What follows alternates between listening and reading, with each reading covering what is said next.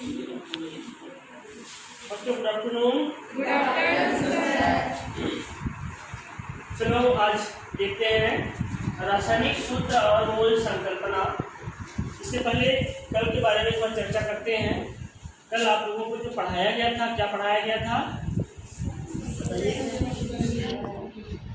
सहसंयोजी यौगिक एवं आयनिक यौगिक। उसी से रिलेटेड आप देखेंगे रासायनिक सूत्र किस तरह से बनता है और मूल संकल्पना क्या है। तो आज की क्लास में हम देखेंगे बहुत ही आसान तरीके से रासायनिक सूत्र किस तरह से लिखा जाता है और इनके अणुभार किस तरह से ज्ञात किए जाते हैं। तो देखते हैं सहसंयोजी यौगिकों के सूत्र। जैसे आपको उदाहरण के माध्यम से बताने जा रहा हूँ, कार्बन डाइऑक्साइड किस तरह से यौगिक का निर्माण होता है। इसमें हम देखते हैं कार्बन का परमाणु क्रमांक कितना होता है? 6 होता है। ठीक है। उनकी इलेक्ट्रॉनिक विन्यास की हम बात करें तो और 4। हमको ये भी पता है कि जो रासायनिक क्रिया में भाग लेती है अंतिम कक्ष में जो इलेक्ट्रॉन रहता है वही भाग लेता है। इसी तरह से ऑक्सीजन का परमाणु क्रमांक 8 और इनका इलेक्ट्रॉनिक विन्यास 2 और 6।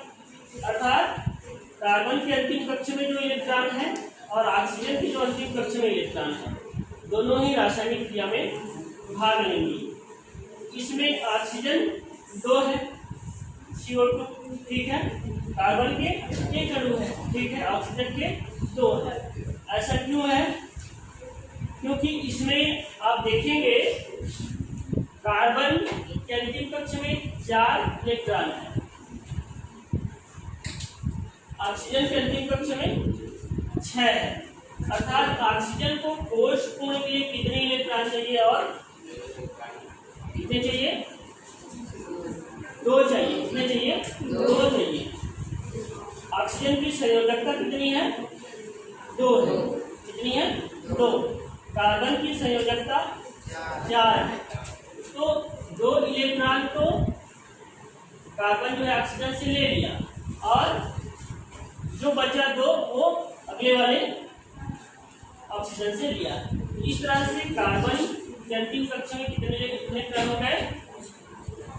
8 हो गए और ऑक्सीजन के अंतिम कक्ष में भी 8 इलेक्ट्रॉन। इस तरह से ये दोनों साझा करते हैं एक दूसरे के लिए, मतलब अपना इलेक्ट्रॉन दूसरे को देते हैं, दूसरे वाले का खुद देते हैं। इस तरह से यौगिक जो है सहसंयोजी यौगिक बनता है। और इसको हम संरचना सूत्र की बात करें, यहाँ पर द्विबंध है। द्विबंध समझते हो?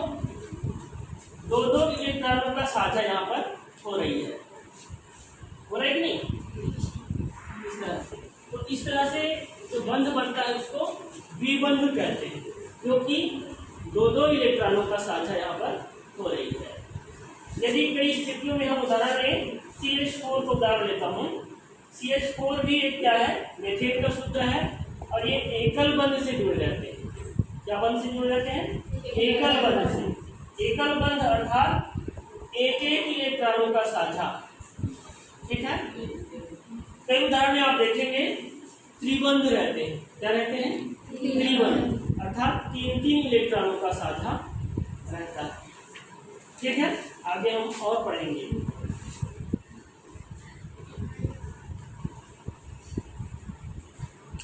यहाँ पर आपको देखना है संरचना सूत्र, रासायनिक सूत्र। जैसे कि CO2 क्या है?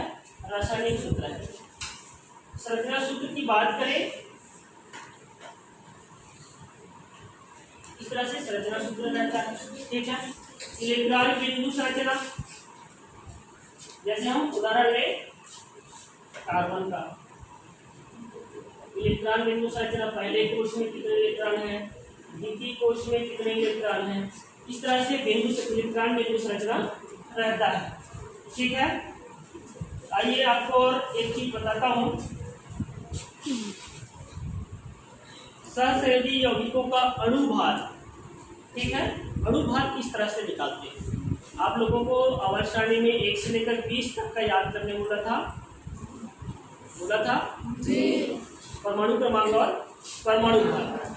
यदि आवर्त सारणी के तत्वों का अणुभार आपको याद है तो बहुत ही आसान तरीके से आप अणुओं का अणुभार याद कर सकते हैं। ठीक है।